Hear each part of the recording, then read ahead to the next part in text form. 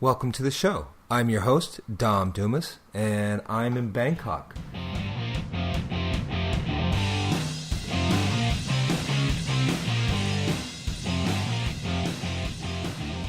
Grammarman and Superheroes, episode 36.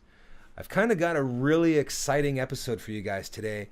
There's somebody I've been trying to get on the show, and I finally got him. He is a creator of his own superhero character. That character would be Grammarman. Brian, thanks for coming on the show. How you doing, Dom? Thanks very much for this opportunity. I'm outstanding. I've known Grammarman I've known Brian probably about 5 or 6 years through Tracy. Right, and I think I've talked to you. I've talked to you only online until you came around today. Mm-hmm. But you know, it's really exciting because I have a few people that go, Grammarman, what's Grammarman? Because they see it come up in my stuff sometimes. So oh, it does, yeah. Yeah, so it's like now everybody gets to see who's Grammarman, what is Grammarman, and we're going to talk about what is Grammarman. So first off, what's Grammarman? Okay, how can I sum it up? Take all the time you need to explain. Don't worry about time. So Grammarman is a superhero comic, and the main hero, Grammarman, is he's the defender of the English language, and he fights against the never-ending tide of careless mistakes. And Grammarman is supported by his two friends, Alphabot, who's a robot, an android, super intelligent android, and Syntax, an alien visitor from a distant galaxy. He's come to Earth to learn English primarily, but he's now befriended Grammarman. And this comic is aimed at people who are learning English or people who are teaching English. And I'll just very briefly explain the format. Each comic is one page. It's a one-page story. Although sometimes a longer story will span 4 episodes, so you'll have a to be continued, and then 4 pieces make the story. The comic is read in 2 ways. First, the reader reads it just for enjoying a comic.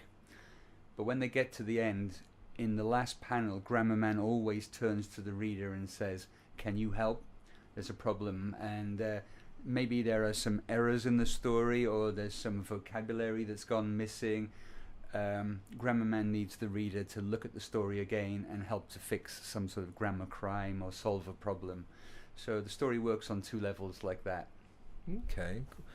How did you come up with the idea for Grammarman? It was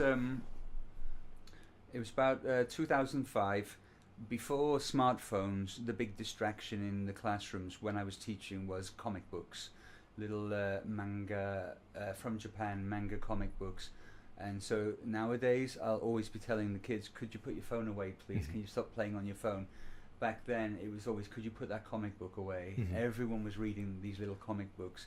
So I just had the idea, what about if I could make a comic that would also teach some grammar rules or help reinforce some vocabulary or some pronunciation? And I realized it had to be a sort of a tongue-in-cheek, silly approach. You can't really be serious about a grammar superhero. Okay. So it's like the Batman of the 1960s with Adam West and Burt Ward. I used to watch him a lot. They talk so seriously, but it's so tongue-in-cheek and camp, and so it had to be like that. And I told the idea to my friend, and he said, "You should do that. You should do that. People will like that idea." And so he convinced me to make 6 samples and take it to the Bangkok Post and ask them, "Do you want to print this?" And that's where it started from. So I went and I bought a computer, I bought Photoshop, and I bought a scanner. And I think that first night, after talking to my friend, I went home and I was so excited. I started sketching out all these ideas for characters and noting down there could be a story about this, and there could be a villain who does this, and it went on till about 4 or 5 o'clock in the morning, and I had this big pile of scrap paper with all these mad notes and ideas, and I didn't want to go to sleep. I wanted to start making it right then. And then I can understand. Yeah, so I think it took maybe 2 months, and I had my 6 sample comics ready to start taking around publications and emailing them to people and trying to get people interested in editors and interested in printing it. Okay. So it is basic. It is absolutely a comic book. You said focused around grammar and pronunciation and things like that. Yeah. Which grammar? Well, each episode has one learning focus. So it could be, say, the present continuous tense. Okay. Or it could be extreme adjectives. It could be something like, at the end of the episode, reader, can you find 10 extreme adjectives in today's story? And they'll have to scan through the text looking for tiny and enormous and words like that. So it's usually something like that. There's usually one learning point per episode. Okay. It's not always grammar. It's often vocabulary or I don't know. Sometimes a pronunciation focus as well. Okay. Well, I was looking more for American grammar, British grammar, Canadian grammar. That's an interesting, because, absolutely. Although I'm British, in my mind, Verbo City, the fictional city where Grammarman lives, Verbo City is an American city, and really? It's in my mind it's halfway between New York and the fictional metropolis that Superman's from, or Superman works in. So it's just it's more of an American city with skyscrapers and all of that kind of a skyline. But I never really sat down and thought too much about where it is or what coast it's on or anything like that. I guess I write with British spelling, English spelling of words like colour or meter. I'm trying to think if probably the characters speak with an American dialect a lot of the time. I'd have to actually go and look at the episodes and see. But yeah, like if I draw a mailbox, it's an American mailbox. Okay. Don't you guys have mailboxes in England? We have letter boxes in the doors rather than a mailbox on a post at the end of the lawn. Okay. Well, some houses have in America have mailboxes in the door or mail slots in the door. Yeah. So, or if I'm drawing a taxi cab, it would be a yellow New York taxi cab. Okay. So I guess in my mind it just is because the comic books I grew up loving first were American, and Spider-Man's in New York and Gotham City and Metropolis. So if I was ever going to... A superhero in Britain seems unusual to me. A superhero... you could have it, but it's if you think of superheroes, you think of American cities. Yeah, that's very true. I mean, a lot of the superheroes that I know of come from different parts of America. I'm surprised that you wouldn't... Seeing that most superheroes... Well... Superman doesn't come from America. He comes from a planet outside of this world. But you would think, you being British, you might... Why not have Grammarman based in England or something, or London or Scotland? I didn't stop to think about it at the time. It's like I didn't... I guess I was just so excited just to make it all happen. I just drew him out, and he... had a cape. I've no idea why. Maybe because Batman and Superman have capes. And my own son has asked me, why has he got a cape and he can't fly? I said, I don't know. Batman can't fly. I said that. And I said, I don't know. It's just part of his costume. That's how his costume is. I didn't really think about it. But I think just without stopping to think, in my mind, it was a city in America. Okay, that's like really interesting, because I never pictured it. The strips that I did see on your old website, honestly I haven't seen the new website. I didn't know you had updated it. Right. And I will absolutely put a link to your new website in my show notes at domdumas.com/36. It's just, I always pictured it. This was before I knew taxi cabs in the UK were actually different than taxi cabs in America, because like the taxi cabs here in Thailand are kind of similar to a certain extent to taxi cabs, especially newer taxi cabs that we have in the United States. So I just kind of assumed that it would be the UK. I mean, you have skyscrapers in the UK. I've seen them in the distance. Oh yeah, I mean, London's a modern city, and it would just seem unusual if I was making a different kind of comic, like perhaps a detective comic. London would maybe have that feel to it. But I wanted to make something that was sort of cartoonish, and like I said, that Adam West, Burt Ward, you know, when they punch people and a big pow appears. Yeah. That's kind of the tongue-in-cheek I was going for. Okay. And that just fitted in with a city that was busy and had that. Yeah. That's strange because I never thought about it until now. So that's interesting that you picture the city in America, yet the grammar and the spelling will obviously be British. Yeah.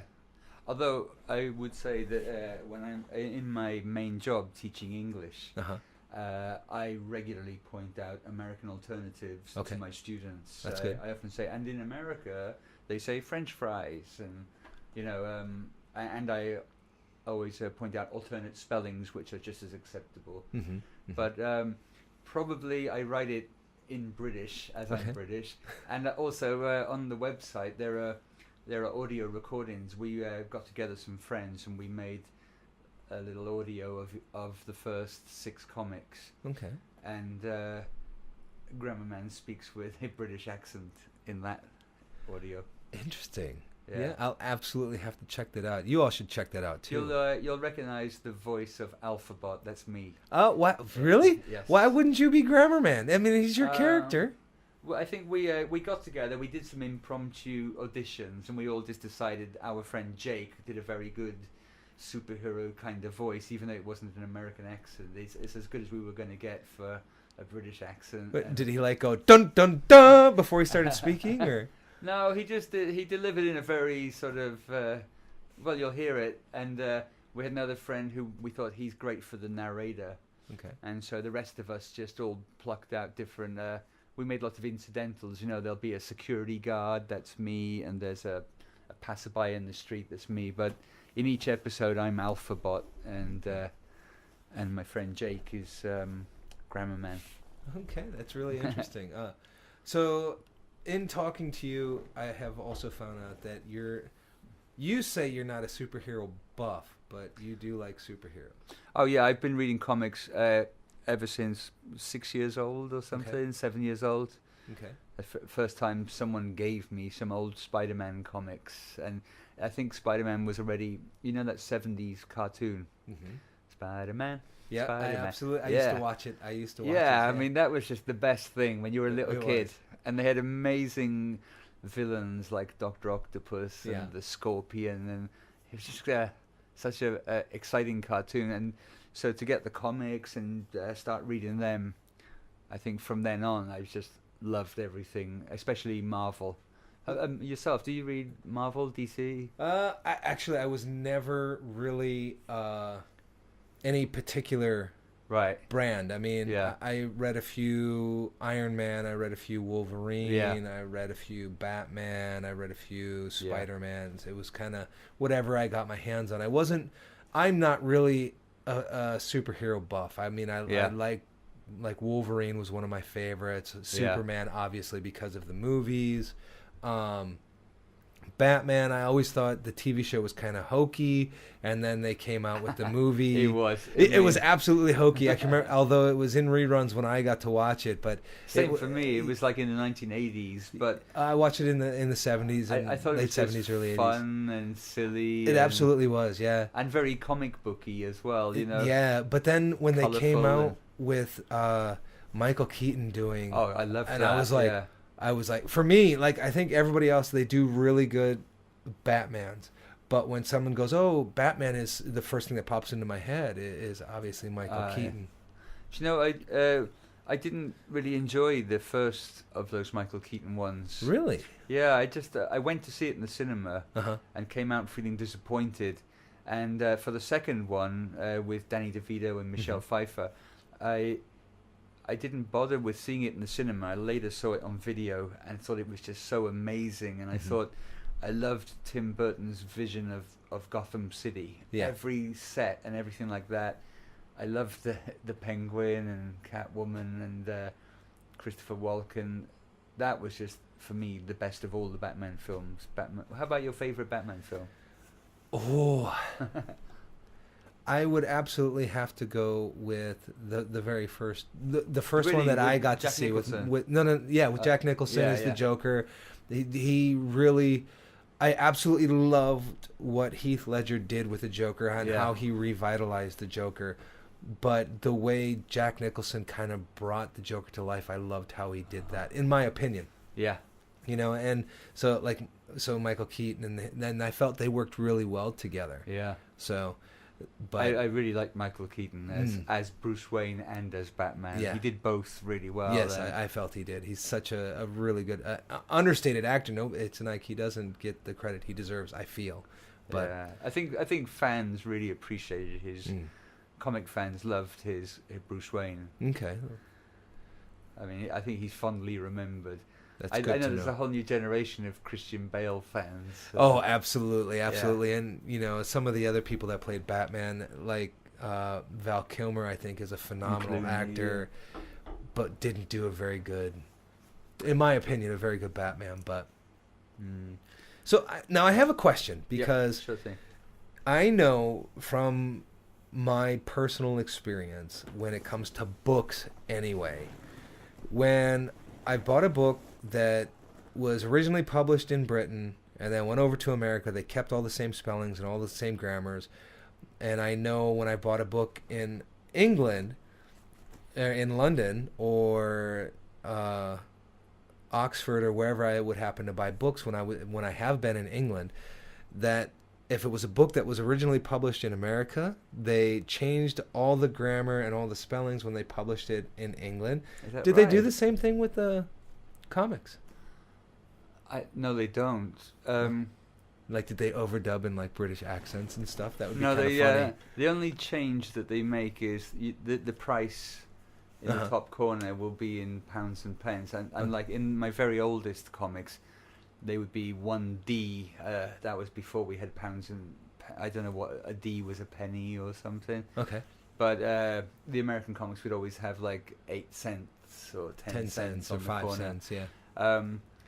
And the only reason I'm aware of that is because I worked in a comic shop for a few years, just on the weekends. I was a Saturday, Sunday comic shop. That was and collectors were very keen to get the issues that had the dollar prices on them and not the British prices.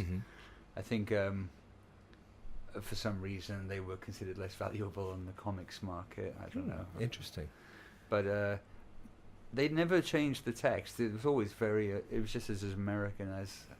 What about in the cartoon, the Spider-Man cartoon, for example? No, it was. I think we received it as it was seen in America. I'm pretty sure. Okay. I mean, I've watched a few of them in recent years on YouTube just to see what it's like, and to bring back those memories. And you know, like some cartoons were altered for different regions. Yes. Like, did you get Battle of the Planets?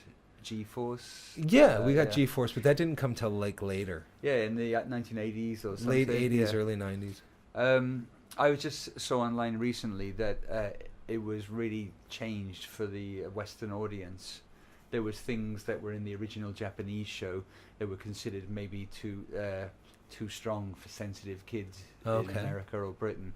And in that show they had a little a robot called Seven Zark 7, and he had a little pet dog called One Rover 1. And sometimes we'd cut away from G-Force to see what they're doing back in Central Neptune.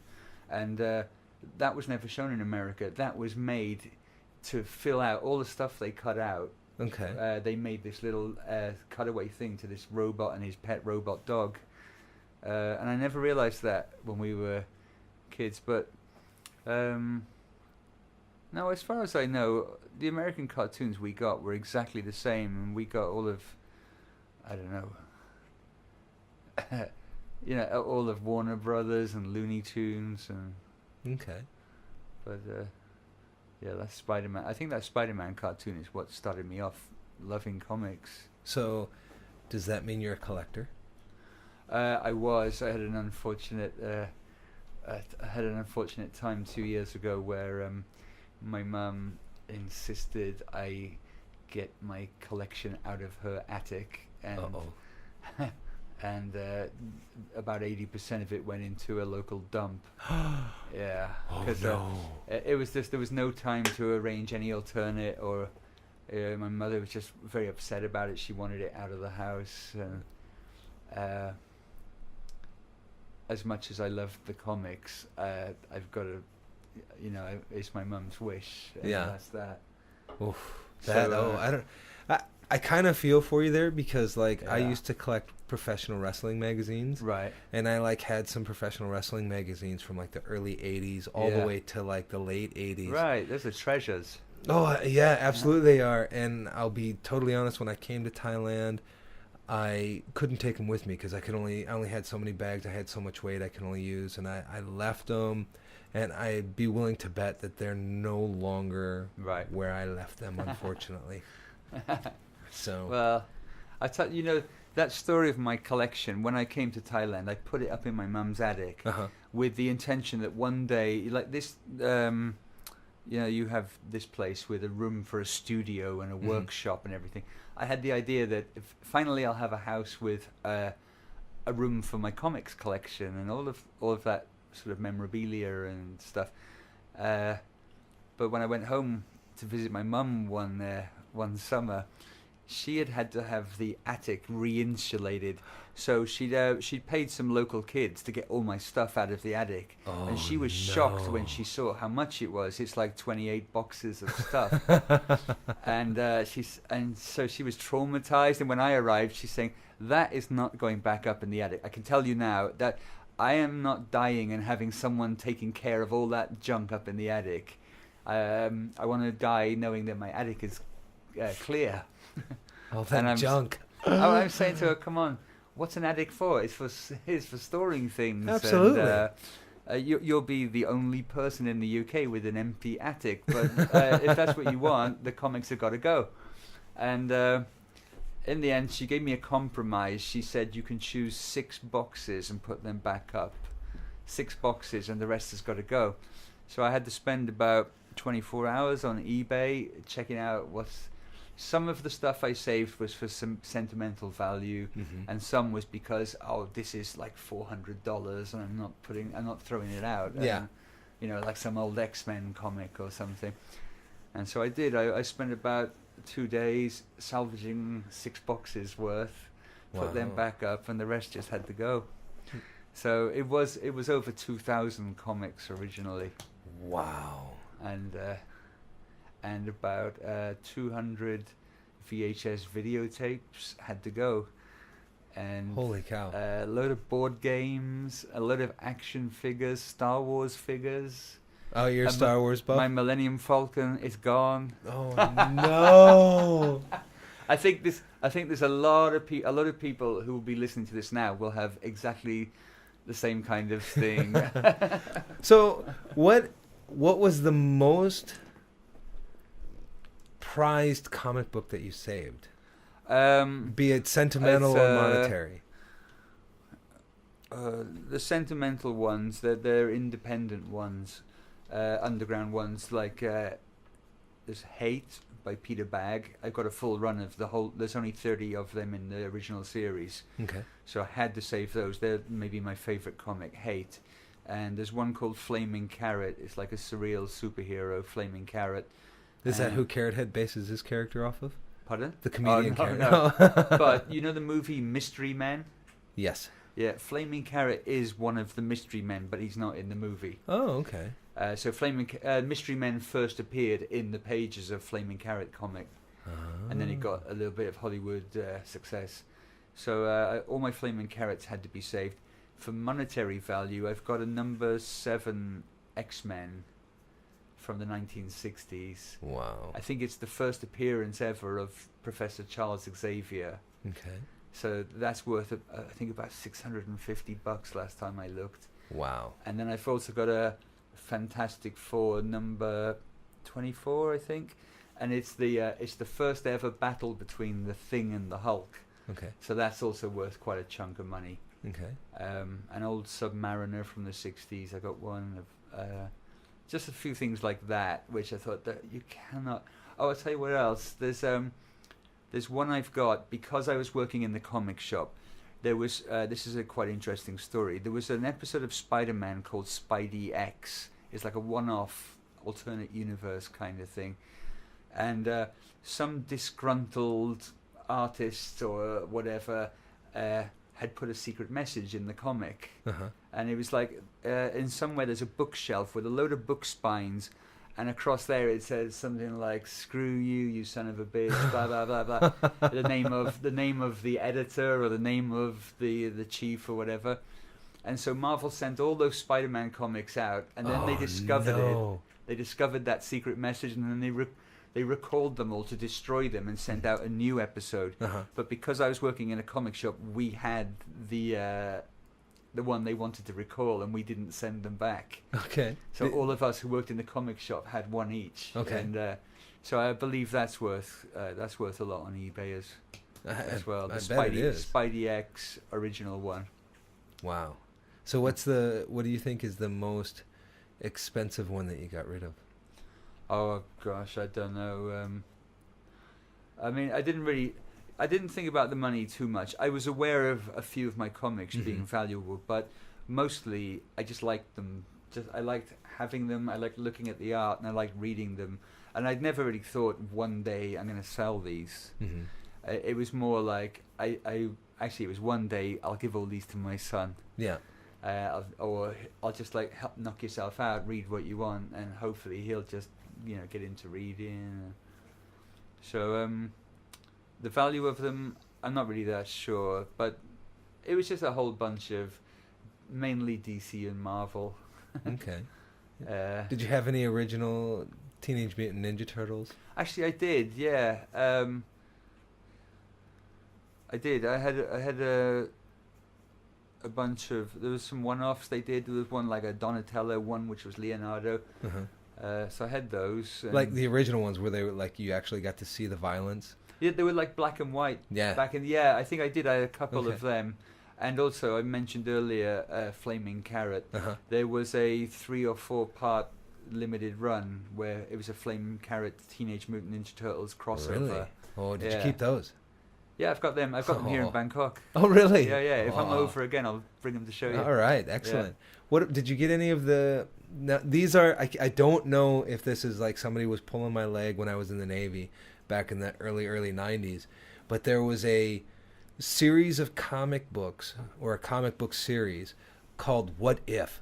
Oh yeah, I like them. Yeah. Yeah, so that's actually there was really. Yeah, it was like what if Conan the Barbarian had lived in modern day New York, or what if Spider-Man had been one of the Fantastic Four.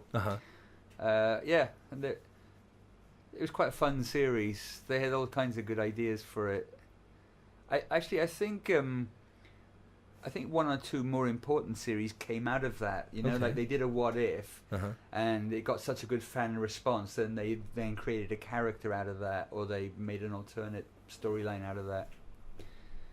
But yeah, we had it in the comic shop. I used to read it now and again. Cool. What If? Yeah, Marvel. What If? Was it all strictly Marvel? Because the one I heard was like the original Teenage Mutant Ninja, and I don't even know what brand Teenage Mutant Ninja Turtles are with. If they're with Marvel or DC or their own thing. Dark Horse. I don't know what they were originally with. Okay. But yeah, they were more of an alternate title. And the one I heard about was like, I mean, obviously they said the people I talked to who are really big superhero buffs, the original Teenage Mutant Ninja Turtles were like extremely it was like the precursor to graphic novels. They were really graphic violently. I think they weren't bound by any sort of comic code of because they weren't making them really for kids. They were making them for people their own age who were into like ninjas and stuff. Yeah, exactly. But it was I remember at the time other ones, copycat ones appeared, like there was something hamsters and something else, you know. something radioactive the hamster. terrible hamsters from New Zealand or something like that. But yeah, I think those guys, Eastman and Laird, I think they were just making like, this is the kind of comic we'd want to read at our age at this time. And it's just a funny notion, the idea of these turtles, and I guess loads of people thought that's a really fun, cool idea, and there's all sorts of extra things you can do with it. And I think those earlier sort of fans of it, the people who knew about it before it became so worldwide popular, I think they're quite defensive and precious of it, and they don't like how it's been treated in more recent, you know. Well, even before that, because like I had friends in the Navy, and this was when I was in the Navy. It was in the early '90s. Yeah, they were like huge, diehard, original Teenage Mutant Ninja Turtles, and they hated the cartoon that came with it. They hated it with such a passion. And then the movie, man, they pizza, were, dude. they hated it with a passion. And it was, because they obviously they saw a huge market for children there, and they had to make it children friendly. Yeah. In fact, I don't know about in America, but in the UK, it was Teenage Mutant Hero Turtles. They changed ninja out of it. Really? Yeah. Teenage Mutant Hero Turtles. Wow. Now in America it was Ninja Turtles. But there was the same cartoon, and they had the size and size, nunchuck, bow staff. Yeah, the bow staff. Everything else seemed the same. But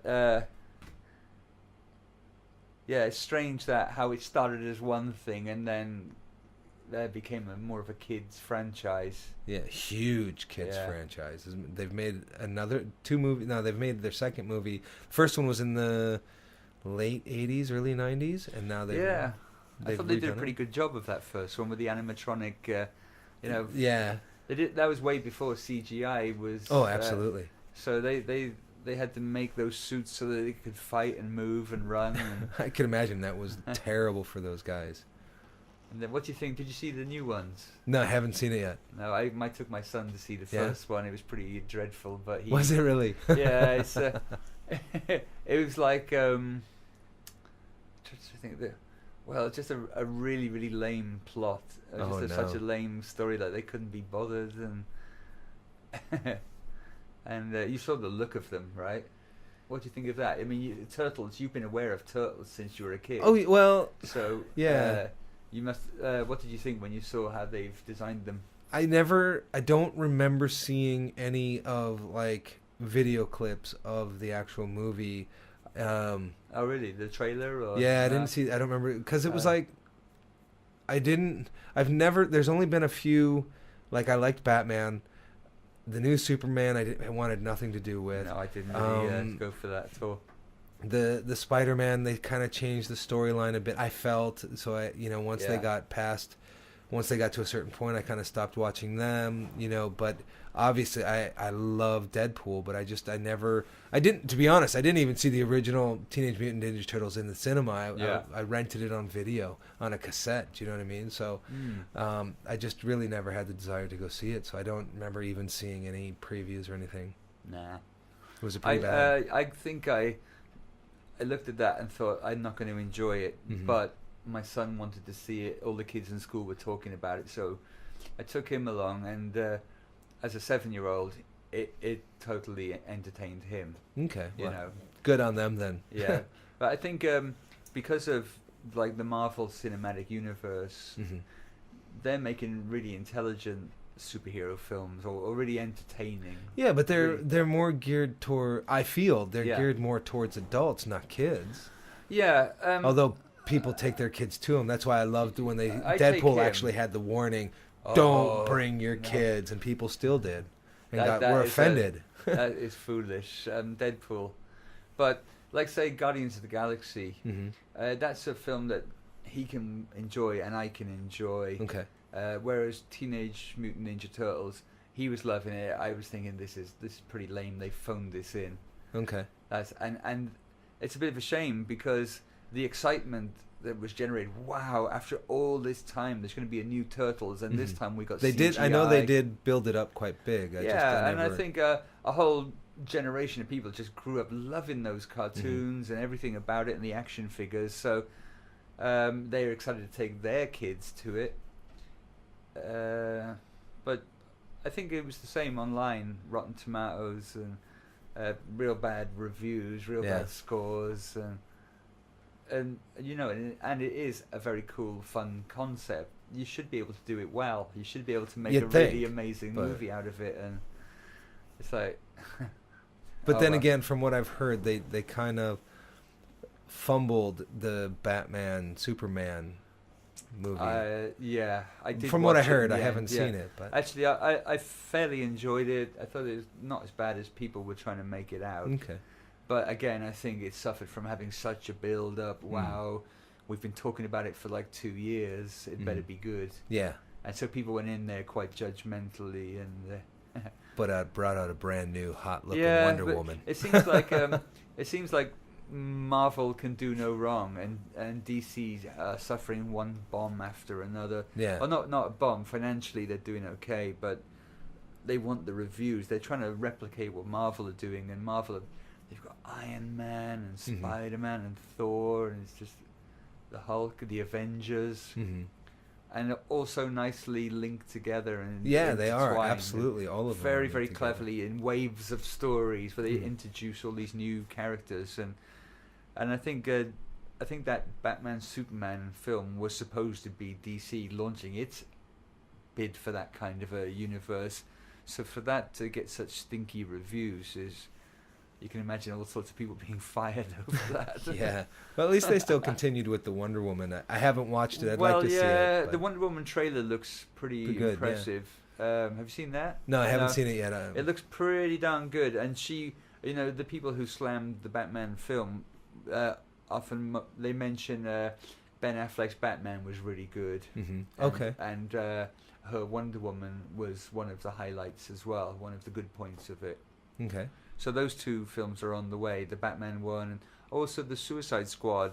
I don't know that if you looks saw interesting. I haven't seen it yet, but it looks interesting. But again, good box office figures, dreadful reviews. And DC really need to be getting lots of good reviews right now. Yeah. And I don't know how they keep getting it wrong when Marvel keep getting it right.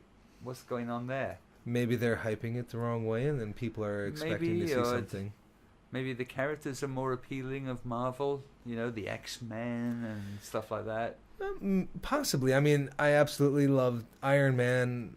Well, I wouldn't say I'm an Iron Man fanatic or like Wolverine, you know, but I just was. And to be honest, I didn't even know of the X-Men until like probably the 90s. I mean, I liked Wolverine, I liked Iron Man, I liked Batman, I liked Superman, I liked Spider-Man. I don't know. I'm the same. I didn't really take any notice of the X-Men until late 80s, early 90s. I think Wolverine, everybody knew Wolverine. Yeah. And then gradually you started to know Cyclops and Storm and things like that. Yeah. Yeah. So I'm going to give you an opportunity here. Why don't you plug your website for me, and then I'm going to have you do something that I have all my guests do, which I'll explain to you after you plug your website. What's your web address? All right. Please head over to grammarmancomic.com. That's all one word, grammarmancomic.com. The website is aimed at anybody who teaches English, studies English, or just loves the English language. The aim of Grammarman Comic and the aim of the website is to make learning English a fun and positive experience. So although there's a strong focus on comics there's also videos, quizzes, jokes, puzzles, reading resources, music, songs, lots for you to explore and look around. Okay. And don't forget to tell your friends also. Excellent. Now, when I have a guest on the show, well, before I get to that, one of the things I like to do at the end of every episode that I do is called an Always Remember, where I kind of leave everybody with something positive to go away with. Even when I did my angry news, I still kind of left them with always remember and did something positive. Now, when I have a guest on my show, I ask them to do my always remember. Oh, gosh. Yeah. And you just start off say, always remember. Da, da, da, da, da. Oh my goodness! Always remember. I need some thinking time. Oh my. Don't worry, I can edit out any long pauses there. Like a 10-minute pause. That's what my friend did when I first. He was the first one I had on the show as a guest, and he was just so blown away. And then he ended up rambling on for like 2-3 minutes, and I kept it in. But yeah, you mean you don't mean a slogan? You mean like always remember? it could be a slogan. Maybe it's a Grammarman slogan or something like that. It's entirely up to you. It's just always remember, and then. It could be based on English because of Grammarman. Yeah, I was trying to think, what would I say to my students? What's something Grammarman would say? He always says, always remember to stay alert because bad grammar is like a Terminator robot. It can strike anywhere and at any time. Excellent. All right. Thanks a lot, Brian. It's great to have you on the show. Cheers, Tom. I've really enjoyed it. Thanks a lot. All right. Bye-bye. Please rate my show or leave a comment or make suggestions of what you would like me to talk about. You can find me on Facebook at facebook.com/Dom Dumas, on Twitter @Dom Dumas, and on Instagram, Dom_Dumas. Thanks a lot.